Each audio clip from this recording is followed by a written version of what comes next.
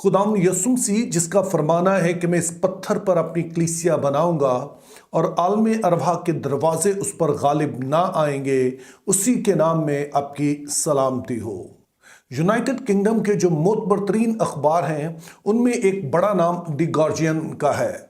तो इस अखबार के हवाले से कहा जाता है कि ये सेंटर लेफ्ट है, यानी कि अगरचे के इसकी जो आइडियोलॉजी है, इसके पीछे जो नज़रियात हैं, जिस फिलॉसफी के तहत ये काम करते हैं, उसको आप कदरे मतवाज़न कह सकते हैं।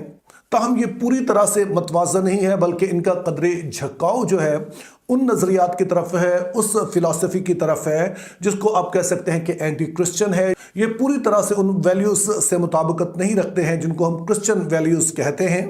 तो 10 जनवरी 2026 को, यानी कि तकरीबन 3 दिन पहले, इस वाले अखबार यानी द गार्जियन में एक आर्टिकल छपा है जिसमें चंद बड़ी दिलचस्प हकाइक बयान किए गए हैं। पहले नंबर पर इस आर्टिकल में बताया गया है कि पिछले साल यानी सन 2025 में बाइबल मुकद्दस की खरीदो फरोख्त में यूके में रिकॉर्ड इजाफा हुआ है। इससे उनकी मुराद ये है कि 2019 में जितनी बाइबल्स फरोख्त हो रही थी, 2025 में उससे 134% ज़्यादा बाइबल मुकद्दस फरोख्त हुई है।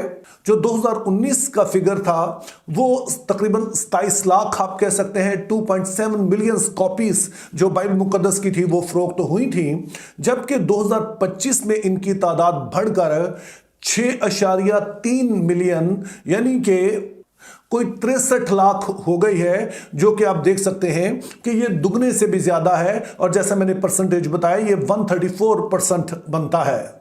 और कहा जा रहा है कि जब भी इन चीज़ों का हिसाब किताब रखा जाना शुरू हुआ है, तब से इस वाले अरसे के दौरान इतनी बड़ी तादाद में कभी भी बाइबल मुकद्दस की मांग में इजाफा नहीं हुआ है।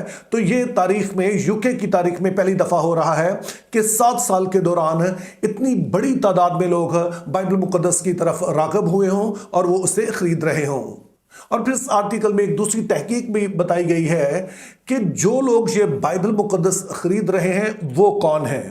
तो इस हवाले से बताया गया कि अक्सर लोग जो कि बाइबल मुकद्दस खरीद रहे हैं उनका कोई क्रिश्चियन बैकग्राउंड नहीं है, यानी कि उनके माँ बाप या तो एथियस्ट हैं या फिर किसी और आइडियोलॉजी के, किसी दूसरे मजहब के मानने वाले हैं, जिसका मतलब है कि उन्होंने घर से इस बारे में कुछ भी नहीं सीखा है। लेकिन वो अब बाइबल मुकद्दस को जब खरीद रहे हैं तो इसका मतलब है कि वो किसी खास वजह से इस तरफ राग़िब हुए हैं, जिस पर आगे जाके हम बात करेंगे।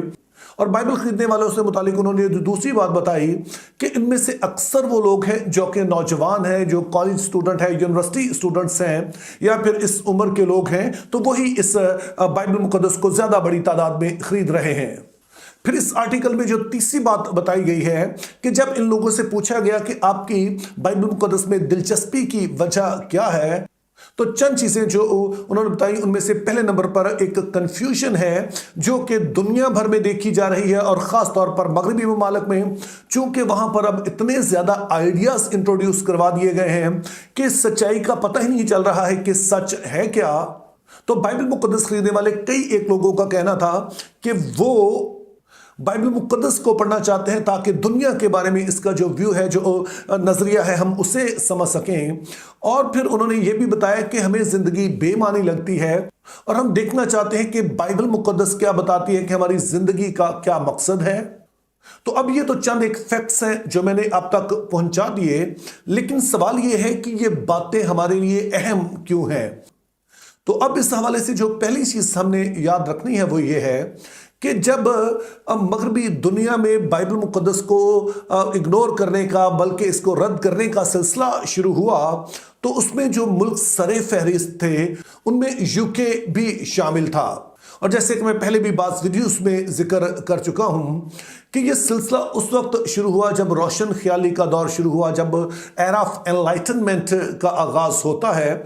और चूँकि इसके जो सरकर्दा लोग थे वो प्रोफेसर्स थे, वो जो उलमा थे जो कि जाहिर है कि तालीमी अदारों से वाबस्ता होते हैं। और आप जानते होंगे कि बहुत अरसे से यूके तालीमी अदारों के लिहाज से दुनिया भर में मशहूर है। और आज भी अगर आप बाज़ लोगों से पूछें तो जो टॉप यूनिवर्सिटीज़ का वो नाम लेंगे वो ऑक्सफोर्ड है, कैम्ब्रिज है। इवन इनके जो प्रोग्राम्स हैं वो दुनिया भर में पढ़ाए जाते हैं। तो जब रोशन ख्याली के दौर का आगाज हुआ तो इन यूनिवर्सिटीज़ के जो प्रोफेसर्स थे, इनके जो टीचर्स थे, इनके जो उल्मा थे, उन्होंने इस तहरीक में बढ़ चढ़ कर हिस्सा लिया, जिसका मतलब ये है कि यूके का शुमार उन मुल्कों में होता है जिन्होंने सबसे पहले बाइबल मुक़द्दस पर सवाल उठाने शुरू किए। और ये सिलसिला आज भी रुका नहीं है। और इसके बारे में चार्ली कर्क अपनी वफात से पहले इन यूनिवर्सिटी के विजिट के लिए गए, और जब वो वापस अमेरिका में गए तो उन्होंने कहा कि जिस हद तक यूके की यूनिवर्सिटीज मसीहत के खिलाफ हैं, जो क्रिश्चियन वैल्यूज हैं, जो जूडियो क्रिश्चियन वैल्यूज हैं, उनके खिलाफ हैं, और कहीं पर भी ऐसा दुनिया भर में देखने में नहीं मिला है। और उसकी वजह यह है कि पहले तो इन यूनिवर्सिटीज में सिर्फ सेकुलर लोग ही होते थे, लिबरल लोग होते थे, लेकिन अब इनके साथ जो हाथ मिला लिया है वो दीगर मज़हब के जो लोग हैं उन्होंने भी। सो ये मिलकर मसीहत की मुखालफत कर रहे हैं। और चूंकि इन यूनिवर्सिटीज को एक बड़ी फंडिंग बहुत सारे ऐसे अदारों की तरफ से आती है जो कि एंटी क्रिश्चियन हैं, जो कि शायद दूसरे मज़हब को जो सपोर्ट करने वाले हैं, तो उसी का ये नतीजा है कि वहां पर जो आइडियोलॉजीज पढ़ाई जा रही हैं वो पूरी तरह से एंटी क्रिश्चियन हैं। तो इस तरह के माहौल में नौजवानों का और बहुत सारे दीगर लोगों का बाइबल मुक़द्दस की तरफ राग़िब होना ये अपने आप में एक मौजज़ा है।